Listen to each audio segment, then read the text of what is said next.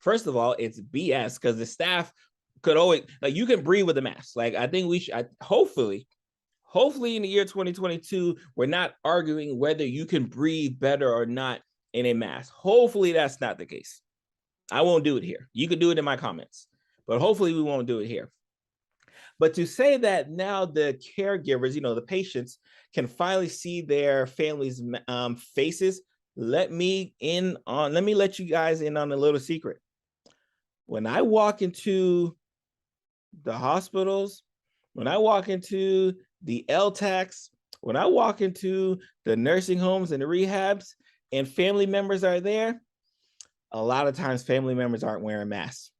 A lot of times we have to, hey, can you wear, like, a lot of times family members aren't wearing masks. So much so that when family members, often family members were the one bringing COVID